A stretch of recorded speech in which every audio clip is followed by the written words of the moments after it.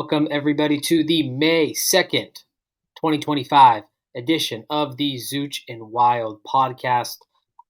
Coming off the NFL draft, have some great talk about whether things are going to slide either one way or the other in terms of, I don't even know what I'm saying. I think my mind, I'm sorry, I just can't not talk about Mel Kiper. That's the only thing on my mind right now, man. Like I want to break down like kind of the draft drama. I want to break down, does it make more sense for older players to stay in college with like the money they're throwing around? I can't talk about anything unless we talk about Mel Kiper's absolute meltdown first. Yeah, it was nearly a 72-hour meltdown, and of all the people to say the NFL doesn't know how to judge quarterbacks, which is correct, neither do you, buddy. Like, what are we doing here? That was like, I don't know I personally thought it was kind of stupid that Shedeur Sanders went in the 5th round, but you would have thought that like he was like the consensus number one pick, which he really like wasn't even close to that. No, he So wasn't. He was. I mean, like Cam Ward kind of pulled away at the end in terms of draft grading, and I'm not a draft guy in the sense that like I'm not following like the interviews. I'm not following what like teams are thinking. My draft prep is done, and I know you're the same way. Our draft prep is pretty much just done because we just watch so much of their actual games. So I'm going I on mean, what I see in their actual games.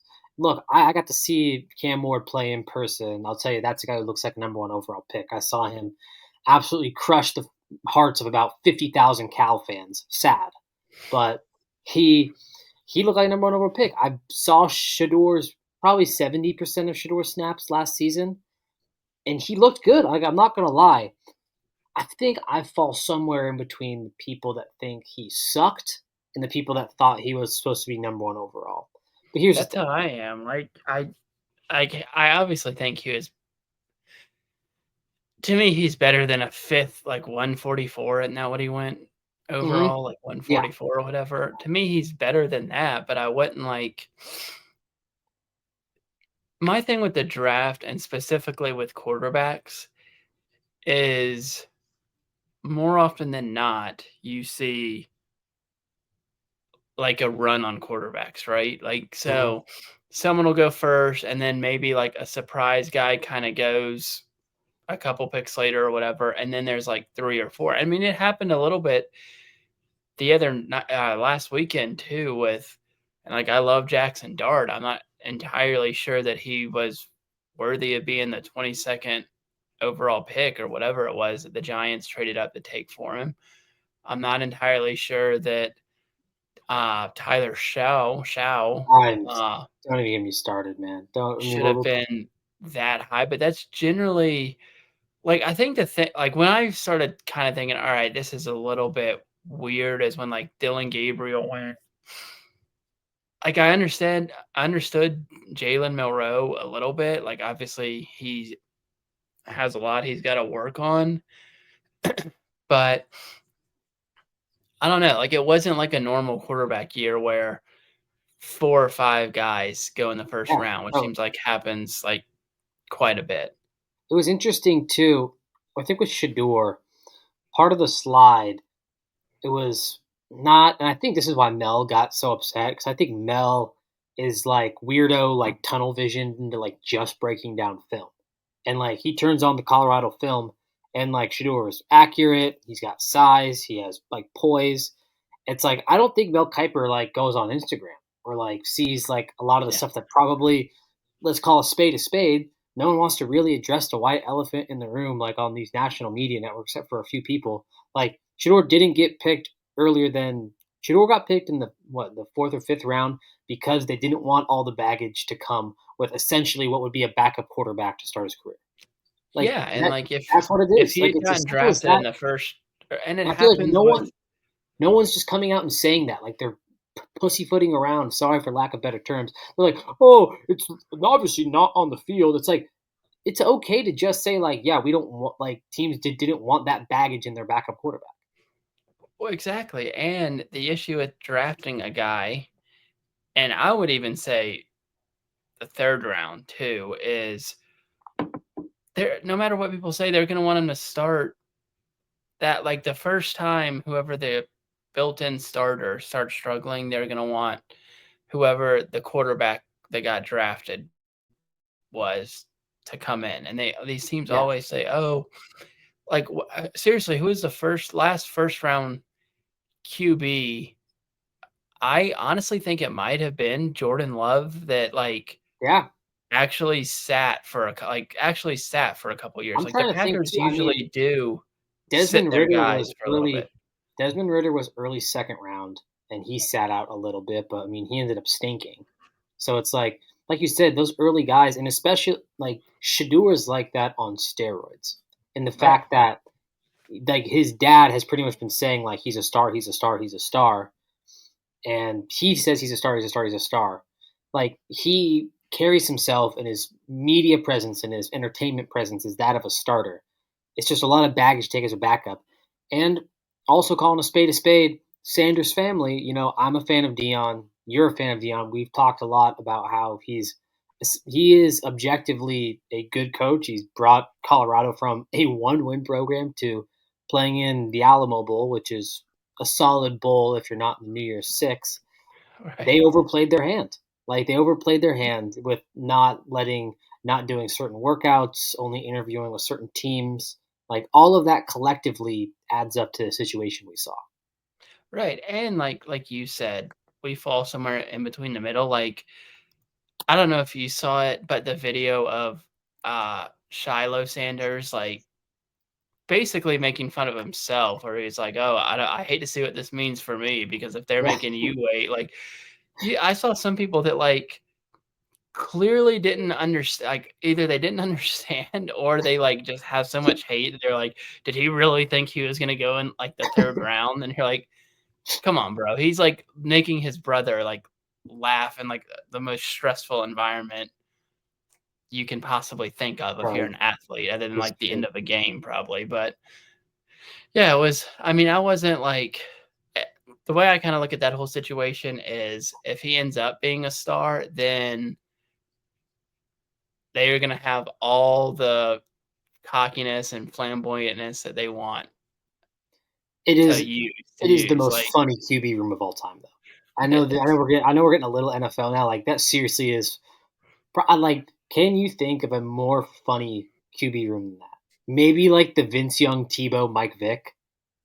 Like that one's good. That's a good one, but, like, I still, this forgot is about pretty actually, yeah, when people say, "Oh my gosh, that's a funny one." Actually, now I'm just saying it out loud, like, that one might top this one. Although this one's good. Flacco, Shedeur, Dylan Gabriel, Kenny Pickett. I just wish Jameis Winston was still there because Jameis Winston with Shedeur Sanders would be literally must-see TV. And then you have the sex addict, Deshaun Watson, just hanging out in the Yep. building too. Like, if Jameis was you're right, if it was Jameis Winston, not Kenny Pickett there, I think that seriously would be the most funny QB room of all time. It'll It's be funny. it'll be interesting to watch. Something tells me that he is going to start a game at some point. Oh, he That just will, knowing and how the Browns are, like, I would not be shocked, I guess I'll say that, like, you don't ever know really for sure with how the NFL works, like, shoot, maybe Dylan Gabriel is, like, a fantastic NFL quarterback, but we'll see. you already know, like, when it happens, it'll be a post-Thanksgiving game. It'll be like a 10 a.m. West Coast start time. It'll be like Browns versus, like, it's just a stupidly average team. It'll be like Browns, like Vikings or something. I don't Yep. know if they can play the Vikings, but it'll be a team like that they play. But an interesting thing about this draft and how it kind of even turns more into like a college conversation is Shedeur Sanders rumored to make what $8 million in NIL valuation. Quinn Ewers estimated offer like if he would have stayed in college somewhere between 5 and 8 million. You've seen a guy like Carson Beck, who at this rate probably would have gone. I mean, shoot, if guys like Ewers were going in the 7th round, if Carson Beck came out this year, he would have gone undrafted probably. He's rumored to get $4 million. Like, it's interesting to see. Like, does it make more sense for these older guys to kind of stay in school, or like, what's the line that you can toe? Because I do think there is a line, but I kind of want to hear where your head's at in this whole thing. It to me, it kinda I mean, a lot of it has to do I think you have to look at, like, the following year and see who's coming out and what that kinda means for you as a quarterback. Like, next year, you could have Arch Manning, you'll have Carson Beck, trying to think Aller, of some Drew Aller. Klubnik. Like, yeah, you'll have all these guys who are, like, probably gonna get drafted unless something crazy happens. So I think you gotta look at that, but also, like, if Quinn Ewers had come out next year, would he like, it's not like he coulda really gotten drafted any lower, like, so That's and I mean, true. I get why he did come out, like, he wasn't gonna be the starter for Texas next year, I think that's pretty apparent.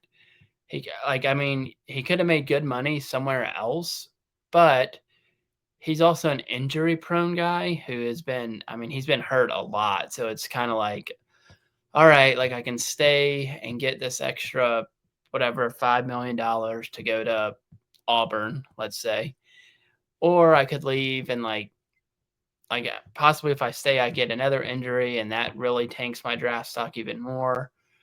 But if I leave now, like, I think Quinn Ewers will probably stick around in the NFL. I Yeah, don't that's necessarily know if he'll ever be a starter, but I yeah. don't like, there's plenty of guys who I mean, Colt McCoy stuck around for, like, 20 That's what I years mean, at like, spot he's starts. I feel like Ewers is playing the long game here on this. It's like, sure, you can take the quick money, right? Make $4 million more than you did right now, but if he has a long career in the NFL, even as a backup, let's say for like you said, a Colt McCoy career, like 9-ish years as a backup, you get that second contract, like in the long run, you will end up making more money. And I also think this: there's a fine line between a Cam Ward and a TJ Finley or a Cam Ward, someone like, I hate to say it, Hank Bachmeyer. Fine line between someone like, I don't know, Will Howard, someone who got drafted, who transferred and decided to stay around, and someone like, shoot, oh my gosh, I'm missing up that kid's name from, oh my gosh, I can't believe I'm mind blanking right now. Oh my gosh, this is brutal, Zooch. Yeah, I School had it all school. set to go. Oh my god. I mean, even Tyler Show. I mean, like, he's just these guys that stick around. Cam Rising. I know he's only stayed at one program, but like at some point, staying around too long is a detriment because like it Yeah. shows you're not like you said with Ewers.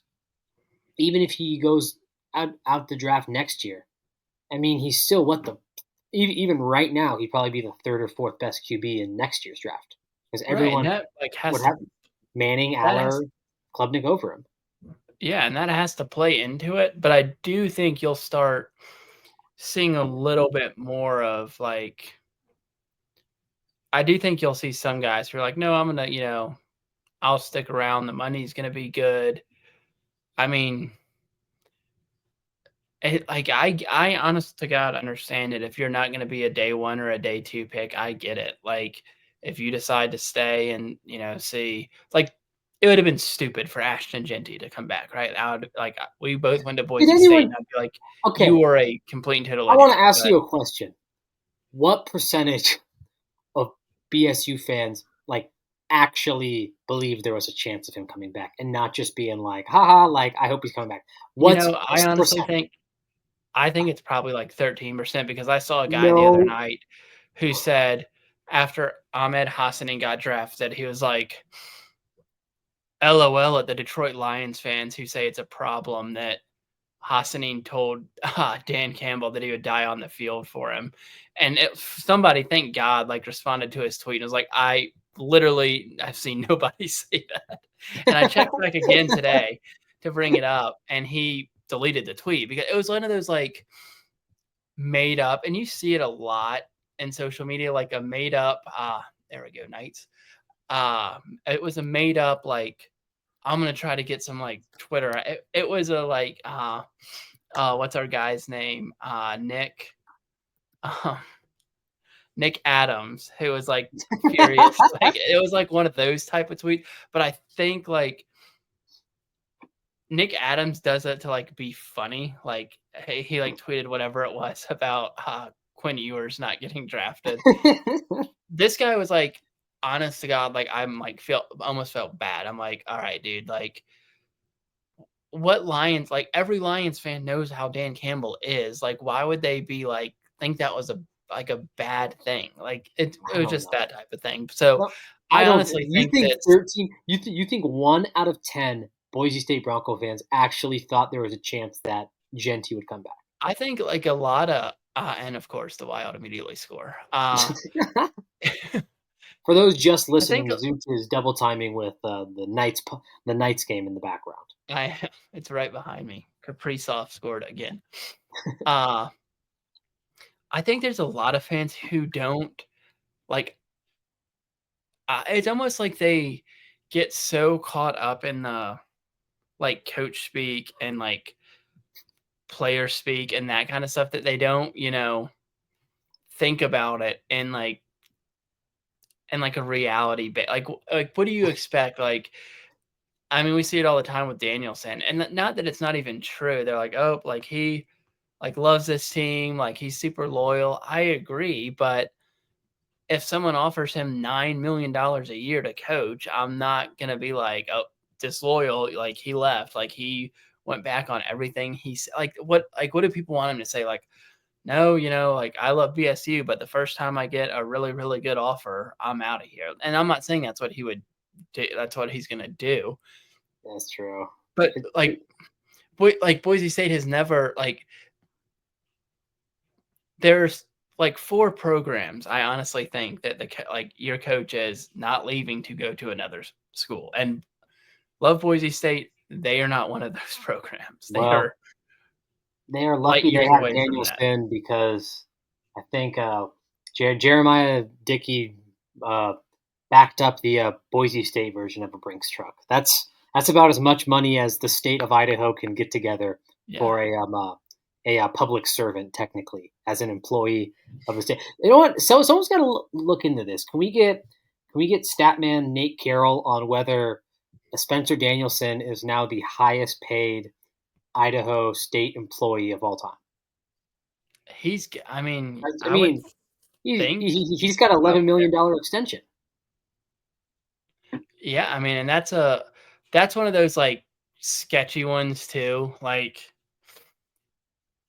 things have gone really well for Danielson so far, but that is a long contract to give because it's like yeah, you said 11 years, right?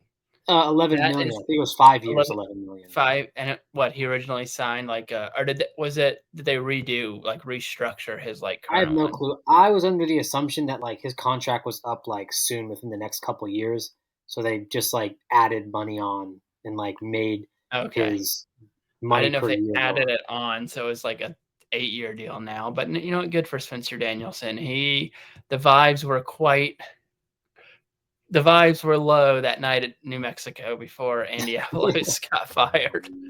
That was yeah, the most disinterested I've ever been. Like it was a true like, and it's happened to teams like I would say more so professional sports because in college, like even if the team is bad, right? It's always like, oh, like we have that game to look forward to. Maybe they can pull that one out and like it'll be like Michigan last year, for example, yeah. right? Terrible year. Like, oh, we still got the Ohio State game.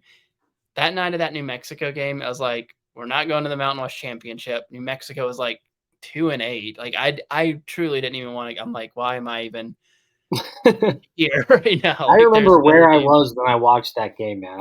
I can't believe we're on this topic now, but I remember during that New Mexico game, I was at a place called Hobson Session in Livermore because I was living in the Bay Area still, and I was with some friends and they like college football, but they never seen me in like my true element, I would say. And let's just say Hobson Session, great spot in Livermore. It is a pour your own beer place. Let's just say after and during that game, the tab was run up on Yeah, the that was all the you can coming drink. out party too for that, oh, what that he just went to Utah. I cannot think of his name, the QB from New Mexico, but he actually I was like, "That kid is, like, good." He's, like, 5'9", but he knows but yeah, we got a little off topic talking about the randomness New of college Mexico. football, but Yeah. Yeah, I mean, we're about to get on another weird topic. I don't even know how we transitioned to this, Zooch. I mean, it's technically college football related, which is why we're going to briefly talk about it. That Bill Belichick interview was weird, man. That it was was that truly, like, that was weird. uncomfortable to watch. Like, when she's like, "We're not talking about that." That was And it the was I the mean, most it's been softball weird from question ever. How did you meet? and it's the thing's been weird. I don't care what anyone says. You would if I am 30 years old. You're what, 25, 24. So 26, yeah, 2024, 24? 25. Okay, so you're that girl's age. If you had a girl, like a girl that was a friend, and she showed up one day and said she was dating a 75-year-old man, you might not say it out loud, but you would probably like, and I would too, and most people would be like, "All right, what in the hell is going?" Like that is so I mean, beyond the everyone pale knows of what the hell's weird, going on here. And I mean, right? everyone knows it's look, this is actually if you actually break it down, and this is why I feel weird talking about it because it's not. We'll get to the implication of what it could mean for like North Carolina State and like I mean North Carolina in the sport, but it seems it's weird. It is really weird because they're not really talking about how they met. I've seen some theories on it's like weird like gold digger sites or like matchmaking where like it's essentially like Bill Belichick is a sugar daddy. I can't believe I just said that on this podcast. I never want to say that again, but It's I think well, that's and what's going on here.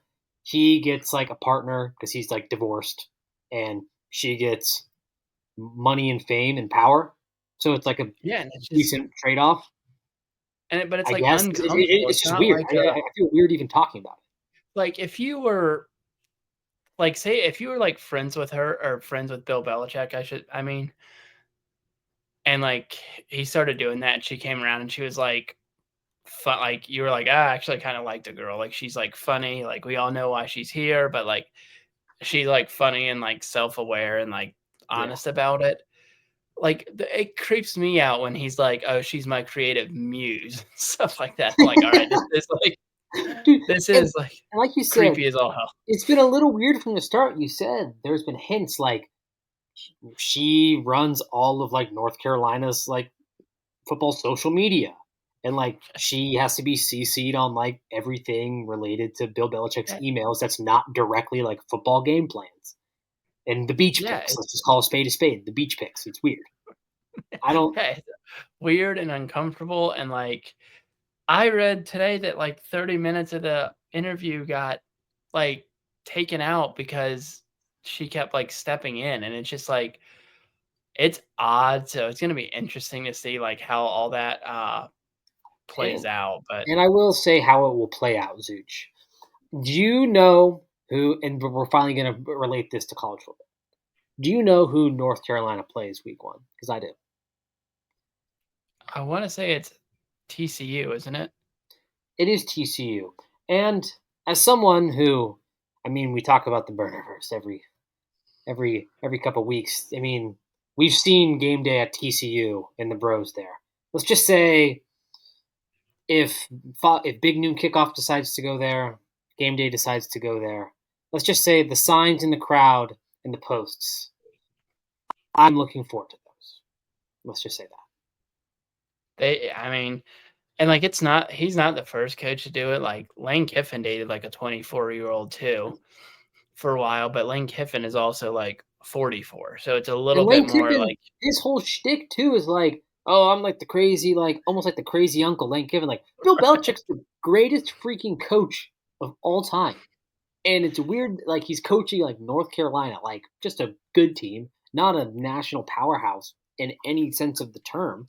But it's just weird. And if you're a player at North Carolina right now, I mean, you have two ways to go.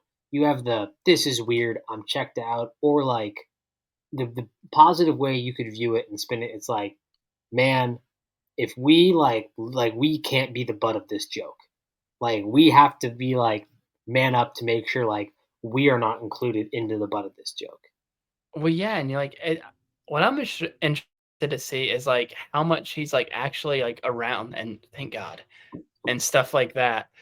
Because if she is like that involved in it, that is going to create so many. I mean, people will still work there and stuff like that, but it's just going to be awkward as all get out. Like I don't even know how else to describe it other than like uncomfortable. Like it's just and like I think that for some reason people like think that like all dudes are like, oh, that's so sick. Like you're 75 and dating a 24-year-old. You're No, like, it's not sick. it's It's it's not weird. sick at all. It's weird. Like yeah, you're like I Super am duper weird. like if they like came in, if I was like in a coaches meeting with him, right, and like, all right, here's the script for the opening drive for the TCU game, and she came in and like kissed him, I'd be like, yeah, and I'm beyond like uncomfortable right now. It's weird. Like this is some like where the weirdos on the websites like this is This is what they like some is this like some Michael Scott Holly from The Office like PDA episode stuff? oh if she's running it like this stuff says, and like I said, I'm sure a lot of it's just like added and it's not even accurate, but it's just like I don't know. And she like it was just that interview was like I like watched it once and I was like, I cannot watch this again. I am so like weirded out by like even like I felt bad for the interview guy. Like he's like, we're not Like talking I said, about he that. was throwing Okay. up softballs. How did you meet? And they've said like, oh, we met on an airplane. It's just the whole thing's weird, and I know how this is gonna end. It's gonna end somehow like just extremely poorly. I mean, Yeah. it is, and then everything's gonna end up coming out. So yeah, but all I can say is like control what you can control. Win at North Carolina, and people will honestly forget about this. That's the great thing about college football. You can be the biggest scumbag in the world, do the scummiest, shadiest things in the world. If North Carolina makes the ACC championship, no one's going to care. No, not at all. That is not a prediction. That is a guarantee. No one will care.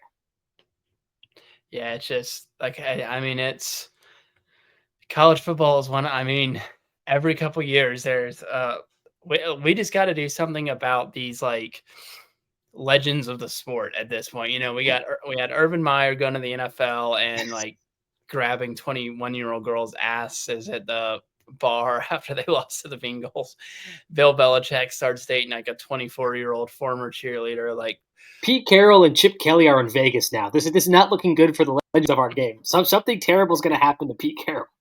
Is he next you know, like the one who everyone said is like the most like anal and all that stuff. Nick Saban is like just eating his oatmeal cream pies and like doing NFL draft. He's like doing like what a normal like former coach yeah. does. Just he retired. He's like, I've gotten everything I could possibly like. I could not make my resume any better.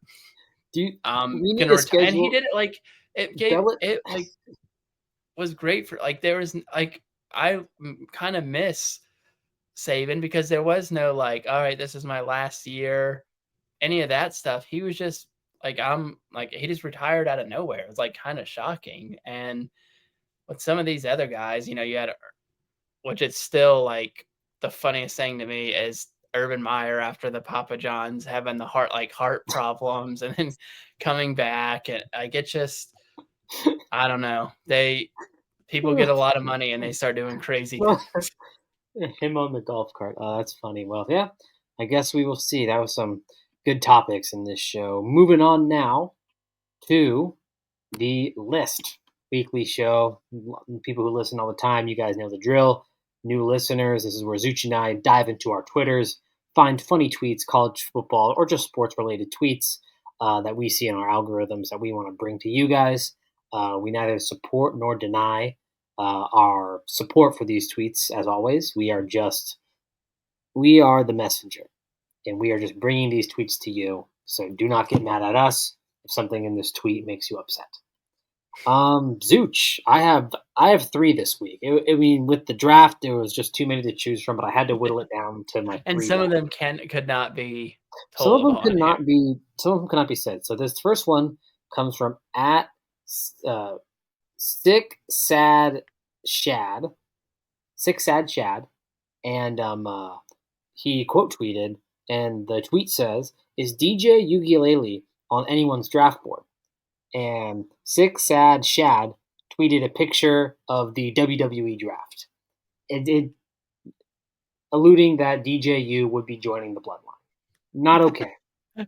Not okay. That one was good. That was one of the better ones of That the was week, just the logo for the draft. yes. But a lot of these are draft related just because some of them were so good. This one, and I actually have seen her a lot of. She is an FSU homer, I will say. But FSU Malls Oh, great account. uh, Great account. tweeted, Jackson Dart could be any of these guys, and it's just a bunch of frat guys walking into what looks like a fraternity house, and they're all dressed the exact same: polo, khaki shorts, some loafers on. Come on, Molly. Come on. All right. The next week comes from Miles Turner's burner, and it just says Shedeur Sanders in his draft interviews. And it appears to be someone either at a cricket game or an Aussie rules football game in the stands, passed out with his pants down, showing his butt to the crowd. Not okay. Um, super funny, alluding to the fact that Shedeur maybe did not have the best draft interviews, but love a good drunk guy in the stands. I mean, it's just always the funniest thing in the world. To me, it is. It, I don't have kids or like go to games with like my grandparents. So like to a 24-year-old guy, like I love it. It's hilarious. it is good stuff, especially when you can start to see a situation like it's starting to brew up a little bit, and Yep. like there's about to be fireworks. I had from at the bags you, and it just says, quote, "What day is Shedeur getting drafted on?" And then it's just a picture of Deion Sanders' foot because it has 3 toes. It's like, The come on. draft content was good. The draft content was good. This last one, and I want to get out ahead of this and say this is funny. I don't. It's funny in a messed up way, but I think this kid would also laugh at this. And it comes from at Jeffrey Remmers, um, and he just says "Holy fuck," and it's just a picture of what appears to be either his Snapchat or one of his buddies' Snapchat, and it says "Great get by the Bills. The kid has wheels," and the kid he's alluding to is a looks like a teenager in a wheelchair who announced the Bills pick. Um, funny. Come on, Jeffrey.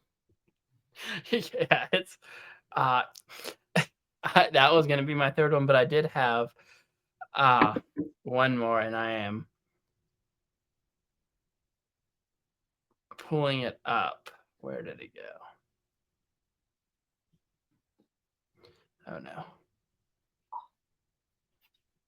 Oh, here it is. This was King Von Burner, which I'm pretty sure we have had him on here before. And he just said what NFL teams thought of Shedeur Sanders after his interview, and it's just like a Hitler propaganda video of him like driving through the streets, speaking to the masses, pictures of him everywhere. It's just I it mean, was, Shedeur caught a lot of and strays this week. It was not good. he did, and hopefully he had like a good sense of humor about it. I mean, you got to have a sense of humor if you're gonna be famous because they're gonna come after you. That is true. That is true. Well, solid list, solid list. Like we said, there were some that we cannot share publicly. So, you know what? Hit us in the DMs if you want to see some burner tweets that come up in our stuff that obviously like we can't share because it's just like either the language stuff's just not okay for the airwaves on Settle Down. But hit us up. We will have some stuff. Let's go on to blind rankings. It is my turn to give blind rankings to you, Zuch. Just a reminder to everyone listening, make sure you hit that like and subscribe button. Follow us on Instagram. Instagram's looking good. The clips are getting pumped out. Also, go follow at the Takeover Sports, another college sports related podcast, really Boise local centric. Great stuff that Ryan's Some doing. really good, like, if you like, though, in-depth, like, if you like me and, like, in-depth interviews with, like, players and stuff like that, then that is where you should go because you hear it's just good, like, a lot of times, podcasts are just like this, just, like, 2 people, 3 people talking about the sport. These are, like, one-on-one, like, interviews with some interesting people on them, so give it a listen. Yeah, and I will say Ryan, he'll ask the hard hitting questions too. He's asked about fired coaches in the past, so it's not just like softball like bro podcasts. Like he'll ask the tough questions if he has to. But moving on to our segment, it is blind rankings, and Zuch, I'm really excited for this one. I think this is the one I've been the most excited for. It is blind rankings of the most embarrassing things about college football you would have to explain to your boyfriend or girlfriend. In your case, girlfriend, or just I guess if you're a dude, or hey, we don't judge. So I'm just gonna say girlfriend or boyfriend about college football, like something that you like after explaining it would be like, man, I am like a loser, or like that is just like weird or like too complex. If anyone's seen the meme of like the guy at the Astros game, it's like the guy who has like the sunglasses and the tank top, and he's like this, like in the girl's ear. This one right here. Okay. It's essentially like what college football opinion makes you feel the most like that. We can get the editor to pull up a little picture to show that. Um, yeah, so I'm going to give you some things about college football, and on a scale of 1, yeah, this is like the most embarrassing or like toughest thing for me to explain. To, oh no, I talk about that, or that's easy for me to. You get the concept? Are we good? Yep. All right. Number 1 is getting way too into talking about high school recruiting. So I think I would put that at 5 because I think you could pretty easily be like, "All right," personally for me, I'm not like super into like the high school recruiting. Like I see like I have like on 3 or whatever to see like, oh, they got this like to like on signing day or whatever, see if whoever gets this guy or whatnot. But Mm-hmm. like to me, I would just be like, yeah, this is just, think about it like the NFL draft. Like these guys have grades too, and the Okay. only difference is they get to pick where they want to go. All right. Okay. Number 2 is the Burnerverse as a whole. The I'm Burnerverse gonna as put a the whole. Burnerverse at 3 because to me, I'm just like, yeah, it's just like a bunch of people who can't say these things with their name on them, and they choose to say them, and a lot of it is terrible, but also incredibly funny. Okay. This next one, this one is a sleeper. I think because I don't. This could be super high on your list if the reason is the reason why part of the reason I do it could be lower. Top 10 most embarrassing slash toughest things about college football to explain to your significant other. The reason why you hate Penn State.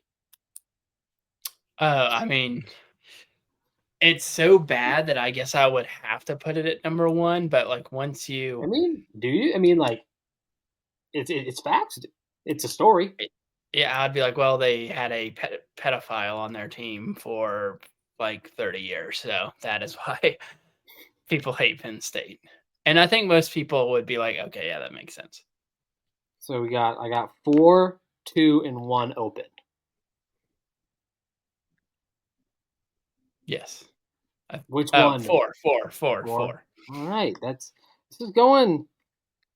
You sound. I haven't been able to stump you yet with like a really one that will get you. Maybe this one will. We have 1 and 2, and I'm just gonna come out and say it. These are personally like my top 2.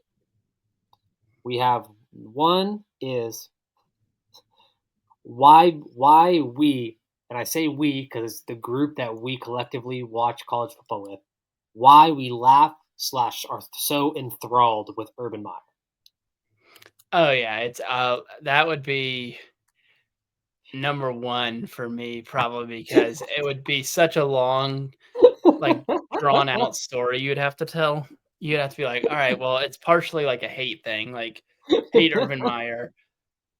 He's successful, like, it's the situations he's gotten himself into are terrible, but, like, so unbelievable that, like, they make me laugh, I mean, just everything, like, with him, like, Aaron Hernandez, kicking the kicker, the heart attacks, having the guy who beat his wife as his, defensive or offensive I don't know why coordinator I'm at Ohio laughing. These State. these are terrible things. Well, it's he's almost like he truly is Urban Meyer, he honest to God could is, like, who I feel like they almost, like, base coaches off of in, like, sports movies that you don't take them like, serious, like Blue Mountain State or something like that. Oh yeah. Because, like, I mean, like, in any other seriously, in any other job, if it was like, "Oh, yeah, this doctor I hired, my assistant doctor, killed a bunch of people. My other assistant doctor, was beating his wife, and she came to me and my wife and told us about it, and we said, like, basically tried to sweep it under the rug." The last hospital I was at, I started saying I had all these heart issues right after, like, I had my first mess up in, like, 3 years. It's like yeah, he would be number 1. He's the That's worst. good. That's good. And then this will slot you at number two. This is why I said embarrassing slash hardest. Because I don't think this next one's that embarrassing. But this is a hard one to say. Not only to boyfriends and girlfriends, but just to friends in general. Top most embarrassing slash hardest things about to explain about college football to your boyfriend, girlfriend, friend. You have to explain why you can't do something at 10:45 a.m. on a perfect Saturday. Yeah, that one. I should have put that at number 1 because there's plenty of nice Saturdays here that I'm like, "Oh, like, sorry, Auburn and A&M are playing, and it's like, I You just gotta know, see what is gonna happen here." I feel like such shit because I've turned down golf with my friend Hayden. If you're listening, I'm sorry. I've turned down golf because I'm like, oh shoot, like I gotta watch, I gotta watch Texas Tech play TCU at 9 a.m. I mean, sorry, yeah, and sorry, you like, a lot of I gotta watch Rutgers play Minnesota on a Friday night. Sorry, we can't go out to like the bar that we all want to go to just yet. Like we have to watch like the end of this Rutgers game. well, yeah, and especially, like, when there's, like, good like, it next year, like, it'll be like Auburn, like, we'll see what, like, Hugh Freeze is, like, up to, and, like, if there's, I don't know, if, like, Auburn has lost a couple games in a row and they're playing, like, Vandy or something, it's like, I have to watch it to see, like, the reaction of the Auburn fan base if Auburn loses that game. It's like, I'm And sorry, I like can't go do anything. And then you're just, like, on Twitter, like, nonstop too. So it's, like, not just, like, you're watching, like, you're on, like, all you're focused about is college football. And, like, look, the way I like to and okay, you want a clip? Here's a clip. If you wanna do stuff during the day, but also get your college football in, there's a way to do it, and I do it. And here's what you do. It's what you're gonna lose, first of all, is sleep, because you gotta be up before 7 a.m. Hear me out. Be up at 7. You get a run or walk in. You can get your buddies, girlfriend, boyfriend, just yourself. You get a group run or walk at 7. You get some coffee. You run or walk to get coffee. You then run or walk back to your house. By that point, it's been 2 hours. It's the 9 a.m. game start, right? Watch a little bit of the 9 a.m. games. Maybe you should catch a little bit of like the game day picks like before. Like 8:50 is like the sweet spot of when you want to be back by your TV. 9 a.m. You're watching a little bit of the games, a little bit of the games. If you want to do something in the morning, you go at halftime of the early games. You do go some at halftime. Has to be less than an hour though, because you have to be back before the end of the early games, right? And That's you that's leg one. that is quite possibly that is the most important part. Like theoretically, if you had to miss like the first half of like that early morning game, you can live with it. There You was a have point in time in my life where I would not miss that 1:30 SEC kickoff for like anything. Like that's that that's 1:30 what I mean. leading into the primetime Yeah, ABC yeah, game slash what you get, and it's changed a little bit now because now, like for a while, the 10 a.m. games would be like a lot of like Minnesota versus Iowa, and you're like, all right, like Big Noon's if I changed it, miss man. this, Big yeah, Noon's Big changed Noon has it. changed it. So you like that, and now it's kinda all ESPN for, the SEC, but, like, you usually get, like I mean, a lot of times now you get, like, a good 11 a.m. game or Yeah, 10 a.m. game, you get a good 1:30 game, and you get a nightcap, that's and, what I like mean. It's so you gotta be in your house somewhere watching it, watching the end of the early games, beginning of those middle games, right, Zuch? Like you said, you gotta hit that kickoff. Then here's what you do. You have to get a group of friends that either are interested in college ball or just like hanging out. You have to commandeer that hangout to be maybe like after the first quarter, drive, Uber, walk somewhere, post up somewhere where you can then hang out with your friends and watch the games pretty much all day. Like I'm yeah, talking and you all have to another pointer I'll give people, and it'll be my last thing because I'm having to do this podcast from my bed because we have all kinds of wedding stuff on all of our tables. You have to have a plan B if you're going to go tailgating. Like I go to all the Boise State home games.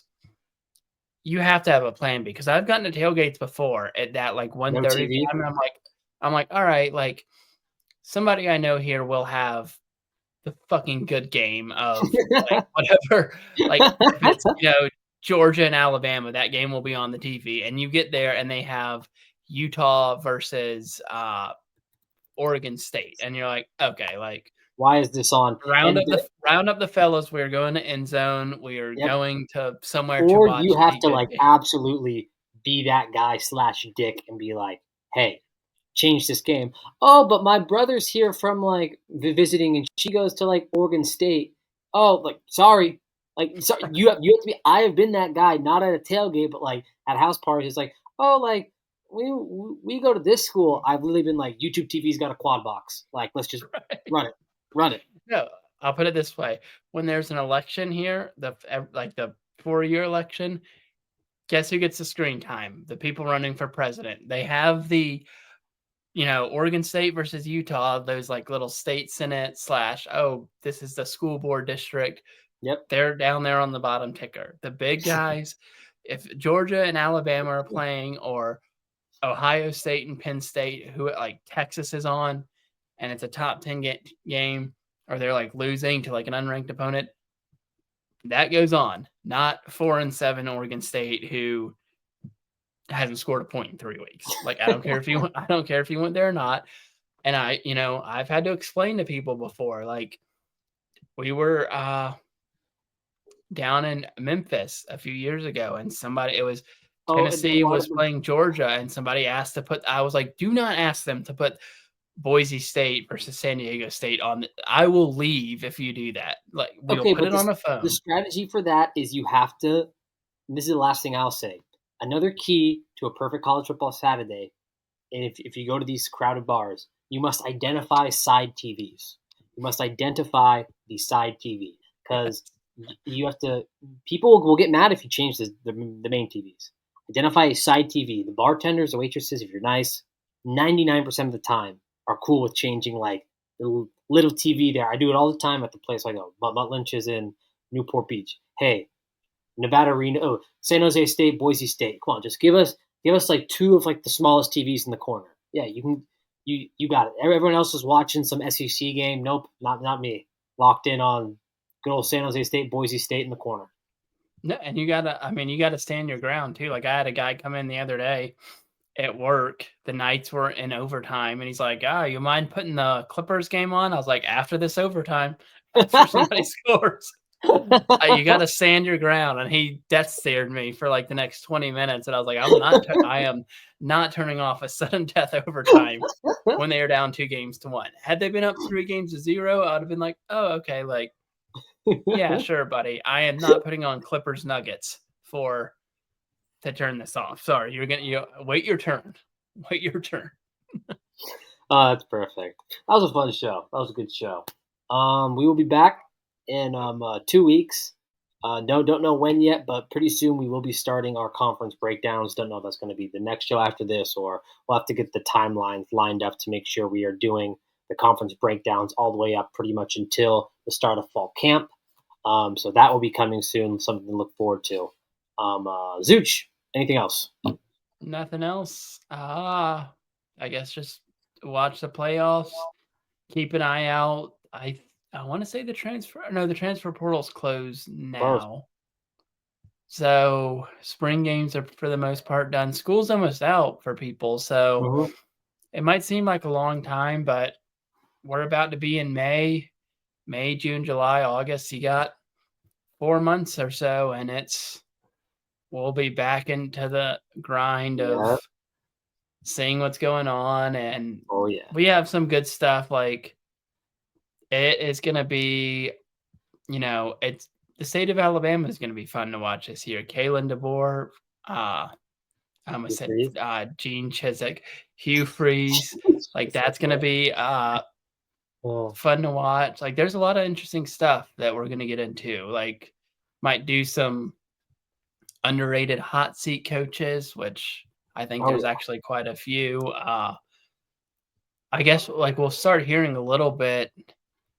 I'll do some deep dives and see like how some of these like quarterback competitions have shaped up, and we'll get into our season previews here soon. So Mm-hmm. Oh well. That is it. Thank you everyone for listening. Always make sure to like and subscribe at Settle Down Media on Instagram. That being said, enjoy the rest of your day, and we will see you in 2 weeks.